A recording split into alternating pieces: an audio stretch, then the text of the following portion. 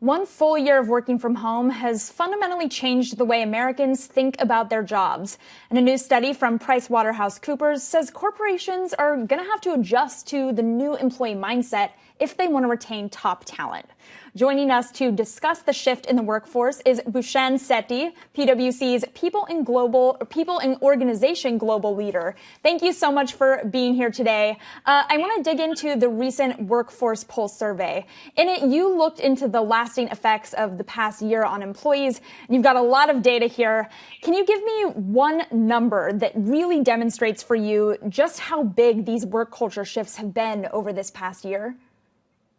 Yeah, I would say it's a third. A third of the workforce is either looking to or has relocated on a permanent or temporary basis. And so what that means, Madison, and thanks again for having me on the show, what that really means is workers value their flexibility. They want choice. They want choice of location. They want to work in a hybrid way.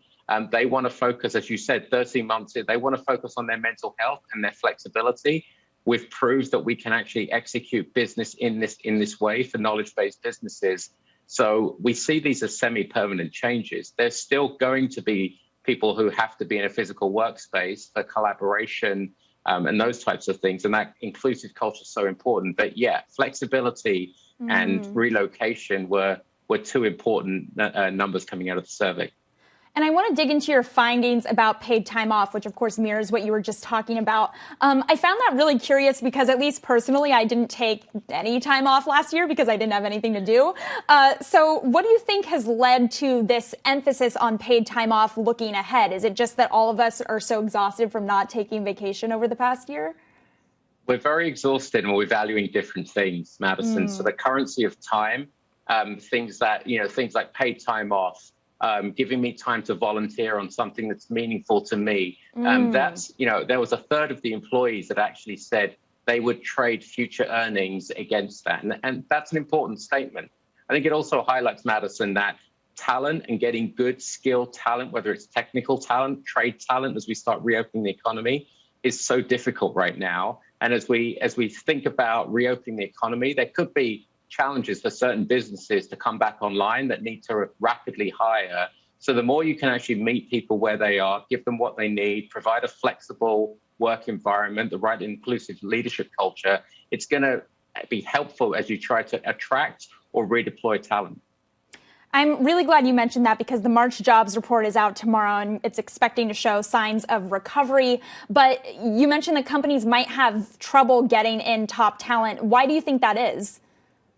Yeah, so I think you've got to look at different sectors. When I think about sectors like manufacturing, travel, transportation, hospitality, those that rely on human contact, and as the pent-up demand kind of heightens and we get more people going out to consume and people feel safe, those businesses are going to have to hire. We know those businesses are going to struggle to hire quickly. Some of those employees have left the industry. Some of them may not return from furloughs. But for other knowledge-based businesses, this flexibility and hybrid work is real, and people want to have control over their schedule. They want to work with an inclusive leader. They want to have the right tools in place so that they can work 2 days a week in the office, maybe 3 days out, maybe next year it'll be more. So different types of talent for different types of sectors are going to be in demand. So it's a real focus on employers to make sure they're giving people what they need. And I know in your study you also focus a lot on the needs and desires of young people, Gen Zers.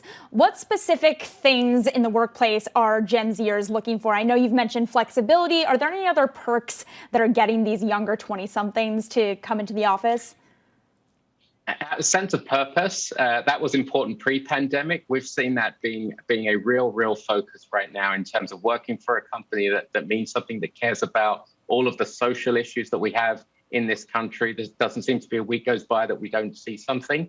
The other thing they want is skills development. In our survey, Madison, what surprised me is when we asked a question to say, what are the skills that you think are most important going forward? They were things like adaptability, agility, the ability to problem solve. It wasn't digital skills or analytics or visualization. It feels like the people that have worked from home have built those skills.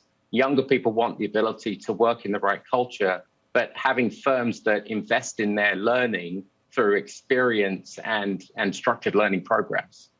Really encouraging to hear that volunteering is a big focus as well. Am I right? Yeah, and again, I think it comes back to if we've learned something from last year, that we're all connected in this, and whether it's a systemic racism issue, whether it's a reskilling issue, the more that we can do to help in our communities, everybody's focusing on those topics. Bhushan, really appreciate you joining us to talk about this study, and so interesting to look at the changing workforce over the past year of the pandemic. Really appreciate your insights. Thank you.